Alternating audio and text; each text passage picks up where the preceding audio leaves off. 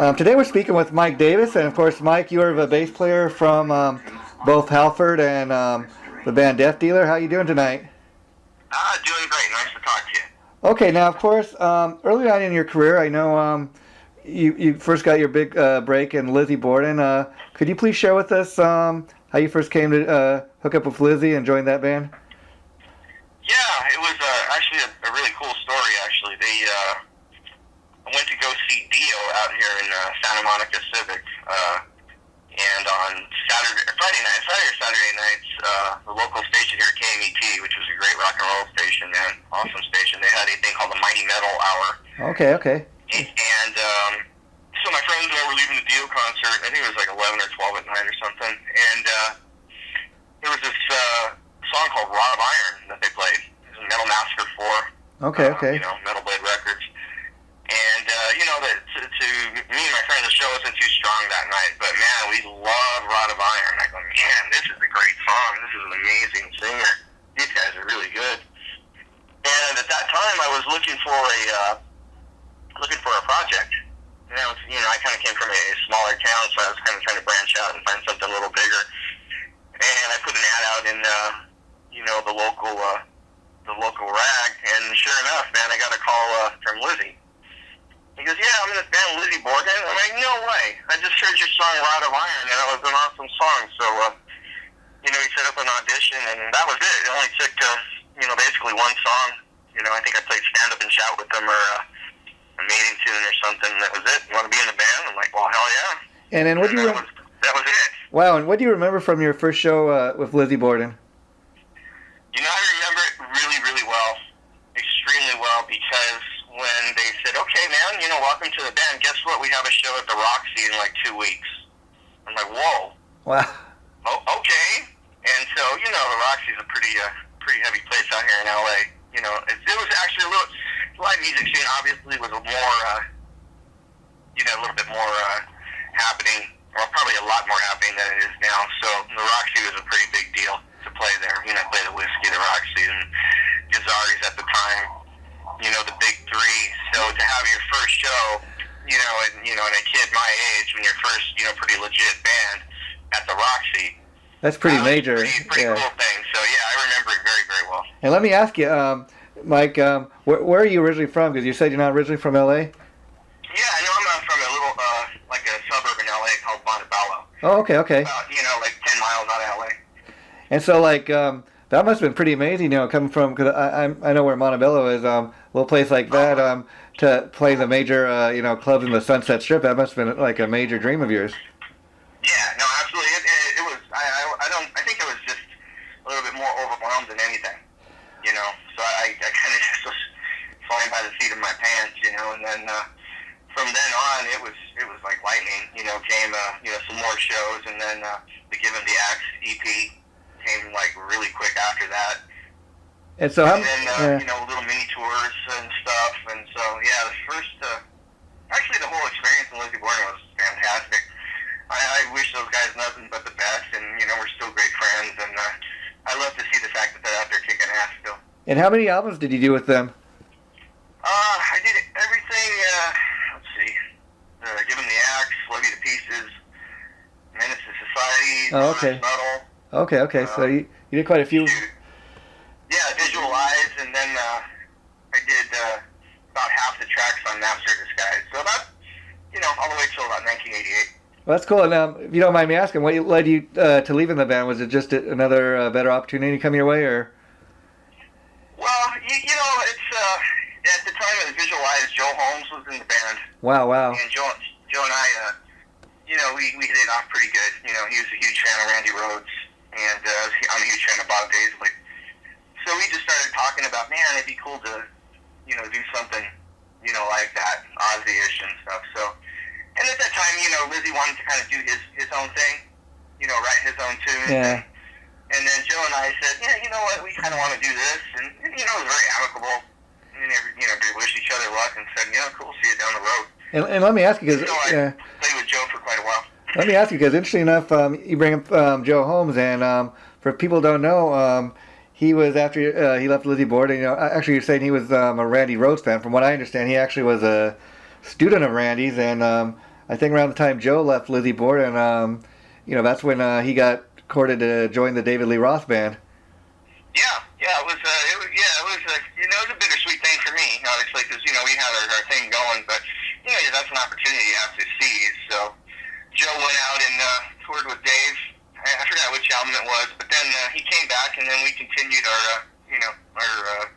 our band and stuff. It's kind of interesting, Lizzie Borden is one of those bands that's been a real great launching pad for a lot of, up-and-coming musicians. I mean, just you and Joe are two players, but then you got the latest guitar player was Dario Loreno, and he played with everybody, from Janie Lane, and I know he recently left Lizzie Borden, so he could join Zach Wilde's band, Black Label. So Lizzie's got a real eye for talent, Yeah, no, he definitely does. He definitely does. He's very, he's very choosy about the people that he plays with, and and also, when you're in a band with people, you're going to spend the better part when you are working on projects, you're going to spend the better part of all day, days at a time with them. So yeah, no, he's very good at not only like talent, because there's talent, but he's good at picking some good people.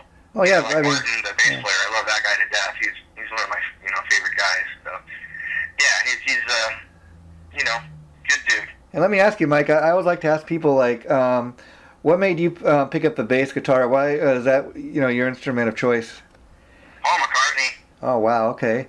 Yeah, no, a huge Beatle fan, and, ever since I was young, it's always been about the Beatles, and, Paul just is a phenomenal player, and then once I just started getting into music, like I said, this is very young. This is even, my parents tell me actually before I could walk. Wow. We were bouncing around to the Beatles, so. And so, I was curious, do you remember what your first tune you learned to play on the bass? Was it a Beatle tune?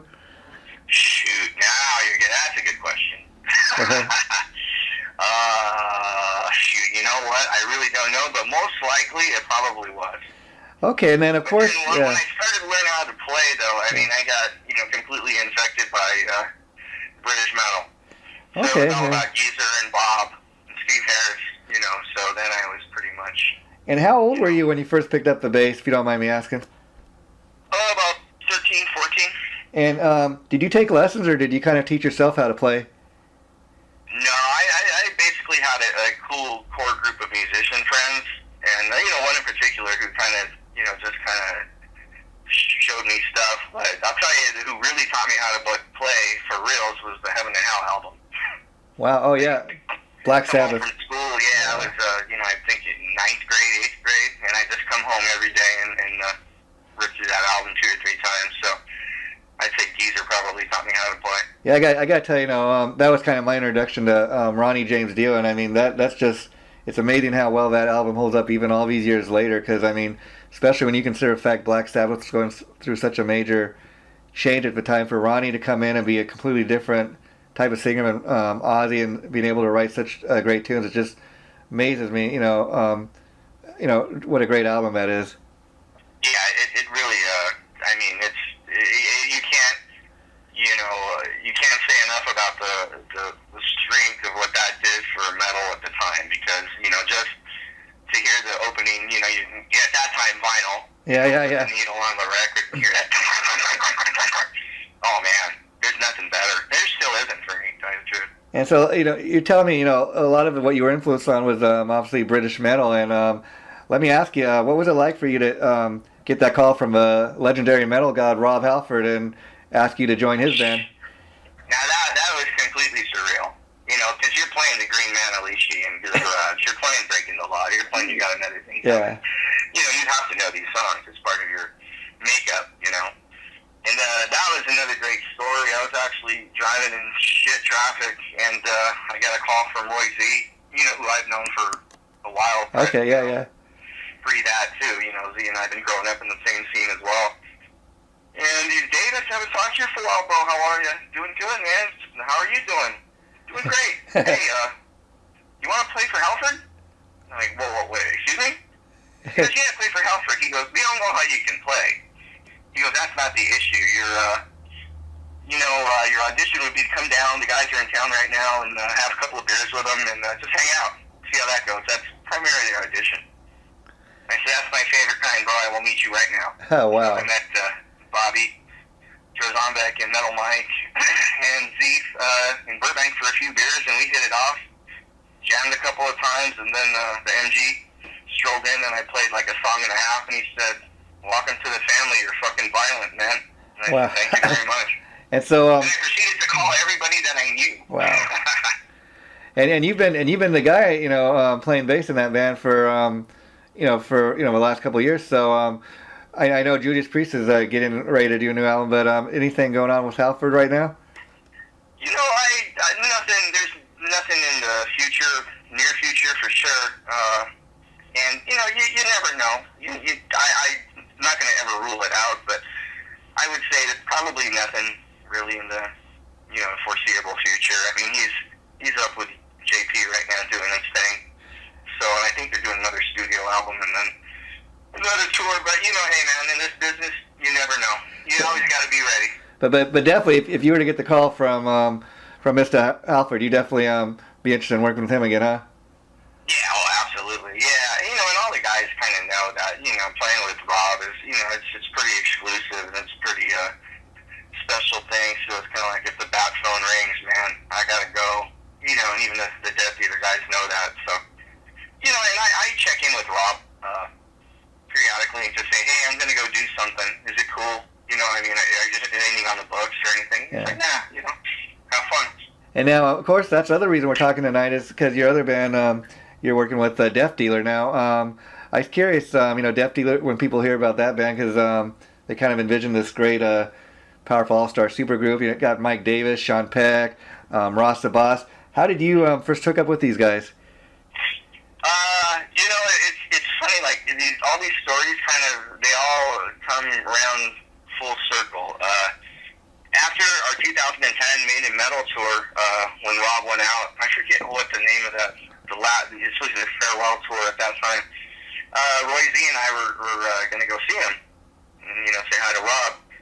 And he said, hey, man, do you mind if a friend of mine's friend is here from Australia and he's going to tag along? He's got his own, tickets and stuff. Is it cool? I'm like, well, hell yeah. More the merrier, man. And so that ended up being Stu Marshall. Okay. So Stu, and I obviously met each other that night, and we had a blast. That was a crazy night. That was a wild one. And so I thought, shoot, you just had that feeling. Hopefully, we'll be doing something again. Doing something maybe in the future, or hang out again. Uh-huh. Who knows? So yeah, 6 months later, I get a call from Sean Peck telling me, hey, we're thinking of this thing. I got this guy from Australia, Stu Marshall. I go, oh, I know Stu. Stu's awesome, He goes, yeah, I'm the guy who set Stu up with Z. So you guys go see Priest. I go, God damn, what a small world. Wow. He kind of mentioned the whole concept of the band, and apparently I guess I was the first guy they called, so I felt pretty special about that. And I go, yeah, you know what, I know you of Cage. I don't know you, but I know Stu, and Stu's a hell of a guy. And if he's half the guitar player he is a human being, let's check it out. I'm in. So it kind of just spun around from there. It's kind of interesting, because Sean Peck, of course, like a lot of people, I know him, of course, from his band Cage, but I was telling him, because I actually had the pleasure of talking to him a couple nights ago, I was telling him, it's obvious, you're somewhat influenced by Rob Halford. He's got kind of the Halford look, and there's kind of the Halfordish quality to his voice. Somebody who's played with both guys, would you kind of say that you could see that influence in Sean? Yeah, definitely. I mean, that's kind of like somebody, watching me and saying, hey, man, you've watched Geezer a few times. Yeah. Well, yeah. You got that right, And so I understand that, Stu's in Australia, like you're saying, and you guys live, kind of all different parts world. Three of you live in LA, I understand, and then Ross is in New York. So how often do you guys get together, like when you record something, you guys just sending stuff back and forth? Yeah. I've never been big on the whole thing like that. I mean, I guess you can tell kind of by my stories. I kind of grew up in the old school of getting in the rehearsal room and banging it out and writing tunes together. And that's how Halford does it. Yeah. We'll just get together and just riff out. But I'd have to kind of get used to that. Obviously Australia is not even like Down the street. New York. Yeah. Yeah. So, yeah, Stu, when we were out here doing our little mini tour last July, Stu gave me a little tutorial of, trading files and things like that. So I'd have to kind of adapt to that. And, Roy Z helps me with things sometimes, so. And of course, you gotta go with flow and move with technology. But I'm kind of like you, Mike. But I'm an old school guy in the sense that I still like to have a physical CD to hold in my hand and look at the credits and the liner notes. I just think there's nothing getting past that as old school as that is. But I even like I kind of miss, like you said, the old days where bands would go in and they'd all be in the same room. But I mean, even like you put a album on, you could tell they were all in the same room, and there's just got that live feel to it. So being a guy that comes from old school, did that take a while for you to get used to new technology, doing the Pro Tools, and everybody's not in the same room together? I still am. Yeah. It's a work in progress for me. I mean, there'll be times that I'll just say, what, I'm just not into it right now. The whole, you kind of, I guess I'm a little stubborn that way, but to me it just takes away from the whole, creative aspect of it. And working with Roy was kind of awesome because it was kind of the best of both worlds. Yeah. And I know once, Stu and I get in the same room, it'll be the same kind of thing. But, because Roy is, as everybody knows, is an amazing producer as well as an amazing engineer. Yeah, I mean, and when we were doing Halford stuff, he's the kind of guy that would make you feel it's so comfortable. Just play, Davis, make mistakes, just do this. And he'd use the technology to enhance the natural aspect of the track. I mean, Roy Z to me as a producer, he's kind of one of the top guys in the sense that he's a lot like Bob Ezrin, in that he's not just a guy sitting behind the board. He's an actual musician, and he's got he can do it all, and I think that's what makes producers like that really great. Absolutely. He cut from the same cloth. He knows what it feels like. So it's like I said, a guy like that is invaluable. That at the time in my career to come around, because he kind of transitioned me through the analog days to digital, but still didn't lose the true aspect of it. And so, like, going back to the debut Death Dealer album, I was curious, like, when you guys finished recording that, I mean, being the fact that you wasn't made where everyone was in the same room all together, when you heard that for the first time, I mean, how impressed were you? Are you like, man, that sounds pretty good? Yeah, no, it was very blown away. Yeah, completely blown away because, like you're saying, you're just so detached. You're doing basic tracks and you're not hearing certain things, and and Stu is like, no, it's gonna be like this. It's gonna trust me. It's gonna be awesome. And sure enough, man, the tracks would trickle in. Like one of the cool ones was Curse of the Heretic. Once I first heard that, Shawnee, I think, emailed that to me, and I was like, fuck. And he's like, yeah, Davis, hit me when you check it out. And I didn't, for about an hour, I didn't, contact with him. And then he calls me, he goes, what the fuck, dude? I thought what's up? I go, bro, I haven't stopped listening to it yet. Sorry. Wow. Because I thought that was just phenomenal. So kind of went like that. So, and then once you said you saw it, you see the whole package. Yeah. And especially the whole like that Warrior package that we put together with the stickers and the liner notes and stuff. If I'm buying a record and if I'm investing in a new band or any band for that matter, that shows a lot from me. From the band to the fan or the buyer, that you're really putting a lot into it and you're thinking about that. And let me ask you, Mike. What's it like? I mean, you're a guy that's kind of what I'd consider a veteran musician in the sense that, I mean, even going back all the way to your days in Lizzie Borden. I mean, you played with Lizzie Borden, Rob Halford. So, what's it like from going, from all these years of being a sideman in other people's band to being one of the main guys in the band? Where you're one of the main guys on the ticket. What I mean, as far as the audience coming, we're gonna go see this band Death Dealer featuring Halford bassist Mike Davis. You're one of the main guys and reasons people are picking up the CD or coming to the show. Yeah, that's weird. I can't really. That's still something too. That I really not used to is seeing that. Or I'm a bass player. And I'm a team guy. I'm team sports guy, you know, and so it's a bit, you know, even to do an interview like this to me is I'm honored, you know, because I just, you know, I'm just used to my role and, you know, and doing it well.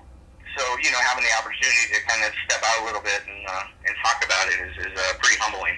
And so, like as far as Death Dealer, let me ask you, like you're saying, you were aware of who Sean was because of his band Cage, but were you a fan of all these other guys like Ross the Boss, obviously, and have you heard what they've done before, all these guys? You know, okay, I knew of Cage, you know, obviously it's local of San Diego, and Stu, to tell you the truth, I didn't really know much about him, but, you know, I'm just going to be completely honest, I just never was a big Manowar fan. So I had to kind of, you know, when I heard Ross the Boss, Manowar, I'm like, okay, that's cool. I know Manowar's huge. Yeah. I know the kind of business and catalog they have. You know the name, yeah. Yeah.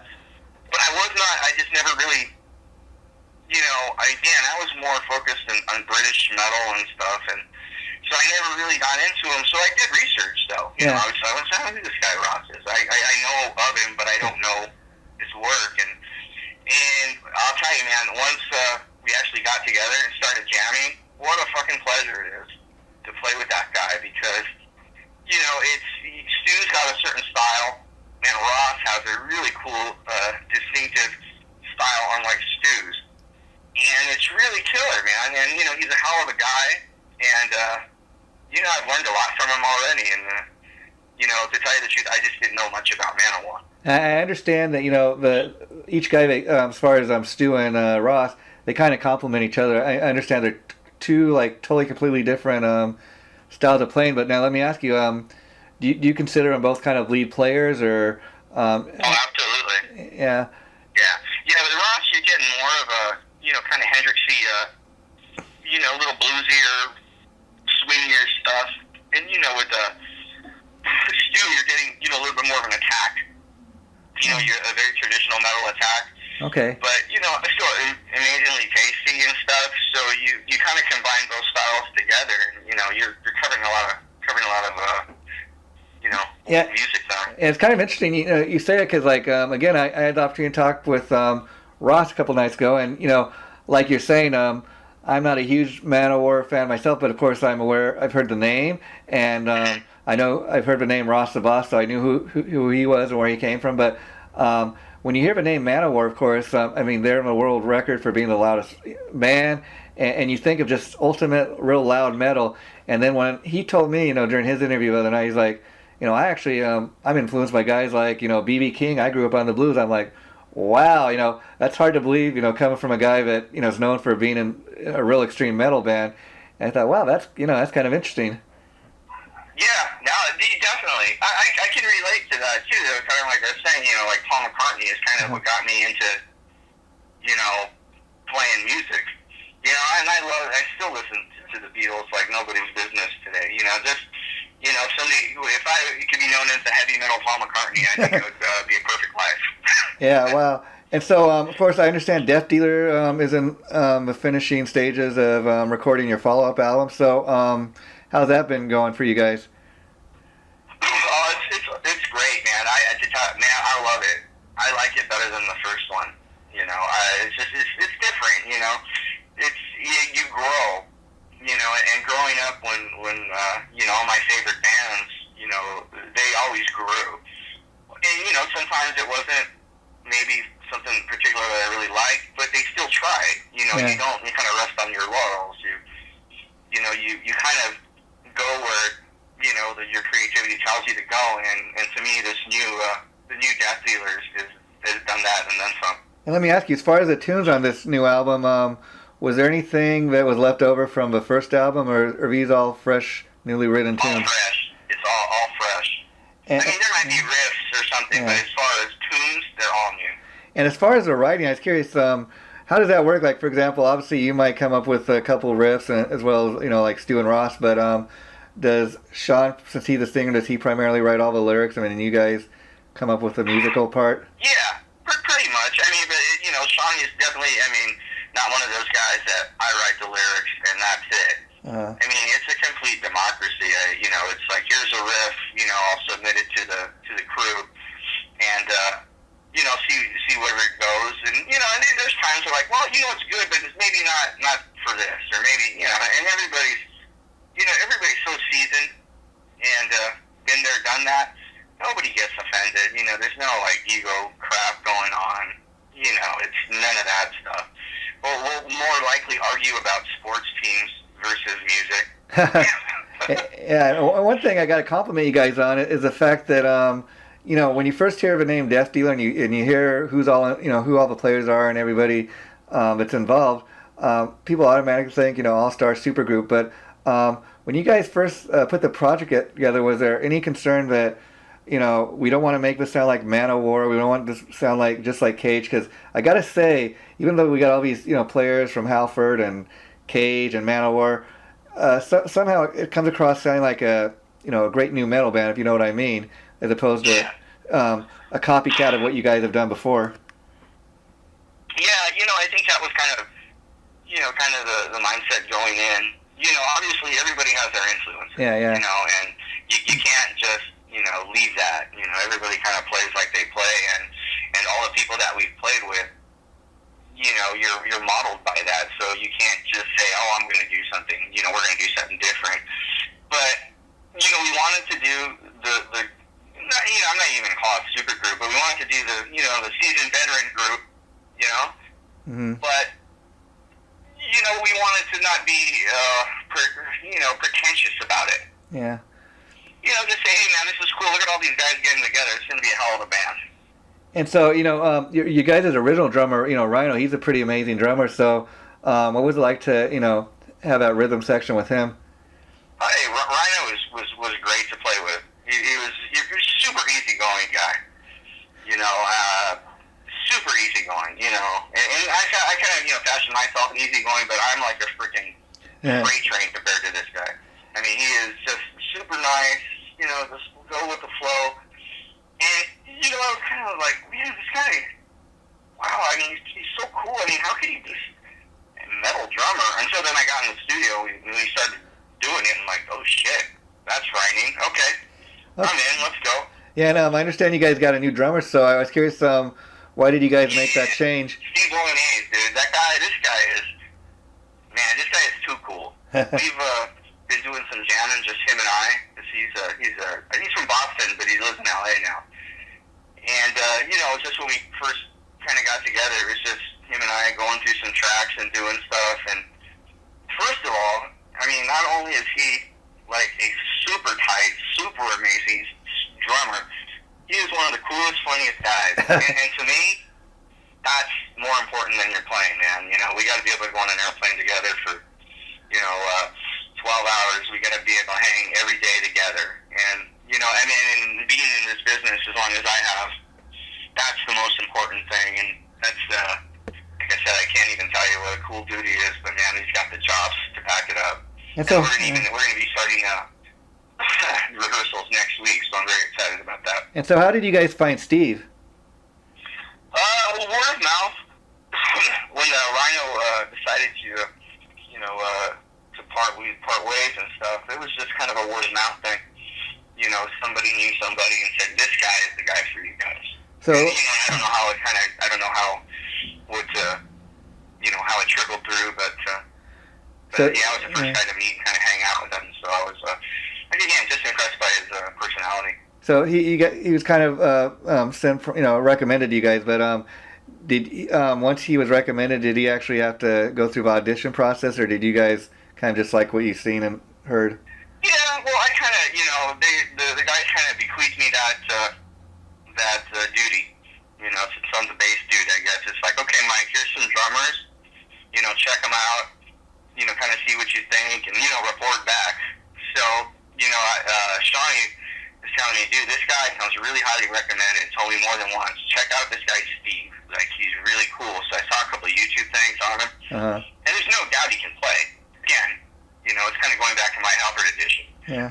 There's no doubt you can play. You don't get to this level if you don't play well. But it's like, hey, let's go out and have a couple of beers, And in fact, I think the first time we hung out was at the Roy was doing a benefit for the drummer from Soundberry, who recently passed away. Okay. So yeah, we met there and hung out. So Wow. yeah, Yeah. that's how that happened. And thank for Steve. How amazing for his first major break to get this kind of super group where you got Ross the Boss and Sean Peck and Mike Davis. I mean, what a great gig. Yeah, it's gonna be fun, man. It's gonna be a lot of fun. I have a lot of high hopes for it.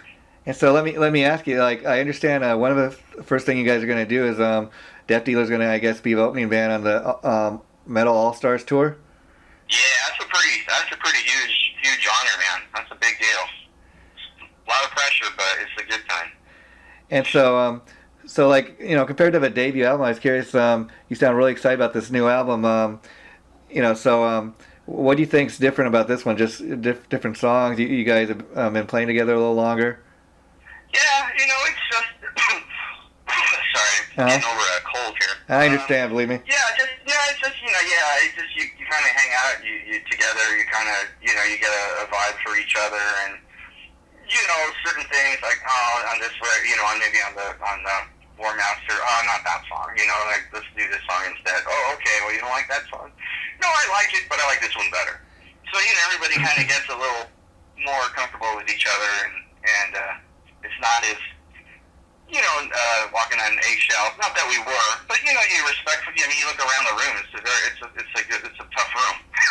Yeah, so everybody's very conscious of everybody's feelings and doesn't want to say anything. But now that we've gotten to know each other even more so, now it's it's that much better and that much more fun. But like I was saying, the songs grow, the relationships grow, so you can hear that in the music. And so do you guys obviously going to be doing these shows in Europe, but do you hope to get other places overseas like Asia and Japan and? It's definitely in the plan. It's definitely in the plan for 2014. We're really going to try to get this thing done, the record by hopefully by summertime. Okay. And then maybe go out again in the fall. And correct me if I'm wrong, because I was reading some the other day. I can't even remember where I was reading it, but I had read something where the debut Death Dealer album is not really too easy or readily available for people to get in Europe. Is that correct? I'm really not too sure on how we're doing our licensing and stuff like that. So yeah, I can't really. That would be a Sean fact. Okay, again, yeah, don't hold me on that. It's just that's why I was kind of asking for clarification. Yeah. But so I guess the Metal All Stars tour is kind of the next thing you guys got going on. So anything else down the line, or is that kind of just getting the album out and seeing how well the album does? Yeah, I would say the primary focus right now of the band is obviously is try to kind of put to bed the songs that we're all going to do for the next album, and then just really go out and concentrate 100% on Metal All Stars, because it's a big deal, and to play in that spectrum for this for this like rookie band, so to speak, it's a good opportunity, and we're all waiting to get out there and really make the best of it. And of course, the other guys have other projects going on as well, but so I was curious, like if this next album does really good, could you see for example, Death Dealer becoming your main project, and you just concentrate full time on that, or do you think you'll have other things going on as well, outside of Death Dealer? Yeah, that's a good question, though. It's a very good question. I kind of see where each day takes you. Uh-huh. And sure, man, if Death Dealer, if things go well, man, heck yeah, that would definitely be my main gig. Okay, and I guess the last thing I want to ask you, Mike, before I let you go is, so Death Dealer's right now your main thing you're focusing on, but do you have any other projects that you're currently involved in that you want to let us know about? Yeah, I'm sure you probably do. Actually, for the last 15 years, it's not a heavy metal band. Uh-huh. Ross also plays in the Dictators. I kind of have I don't know if you heard of the band Dramarama. No, his name sounds familiar. I have to look it up, but yeah. Yeah, that's we have like one of the biggest kind of hit songs in alternative radio of all time. It's it's called Anything. I'll give you $100 bills. I'll give you pills. I'll give you anything. It's like kind of on the radio every 20 seconds. Wow. But yeah, I've been playing with this band for about 15 years. And so they're dear friends and family of mine as well. So I have you know what, bro? I'll tell you what. I am blessed to be playing with some great people. Yeah, yeah. And I've been very fortunate. I mean, I think especially in this, in this day and age, especially in the music industry, like you said, for a working musician to always, be working and having a gig, but, not only does that say something about your talent, but, that says something right there about, because obviously if you're not that much in demand, you're doing something right. Right. Yeah, no, I'm blessed when it comes to my music doings, over the years. I wouldn't have changed a thing.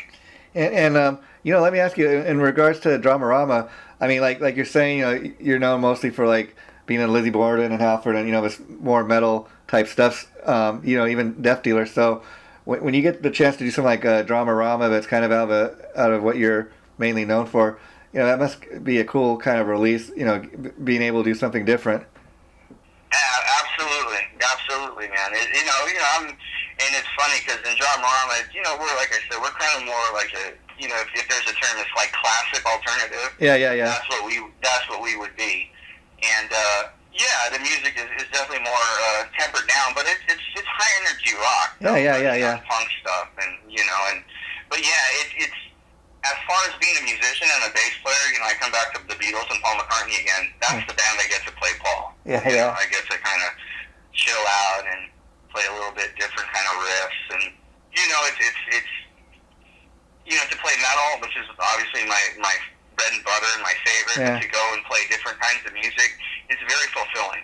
And let me ask you, you don't feel like you're missing anything. And let me ask you, like people that you encounter, like when you're doing the Dramarama thing, how surprised are they to find out? Oh, you play with a singer, from Judas Priest. I mean, you ever get kind of some looks, if you know what I mean? Like, oh wow, really? You're a guy who plays metal, or is there just love for everything? Yeah.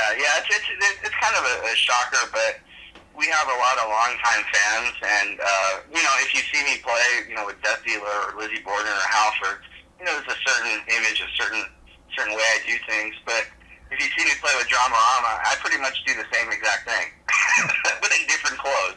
That's kind of what you. I'm pretty much the resident metalhead in Dramarama as well. That's kind of what you bring to the picture, I guess. Well, but while Mike, it's been great talking. I can't thank you enough for doing this. So, like I said, the interview will be going up sometime in early March, and once I get a concrete date for that, I'll let Benjamin know.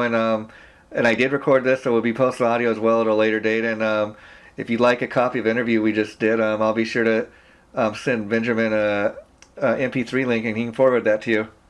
Absolutely, that'd be great. It was a pleasure talking to you, my friend. Okay, very much so. Thank you so much. And anytime you want to do this, please feel free. If it's Death Dealer or Halford or whatever you got going on, I always love helping people promote whatever they got going on.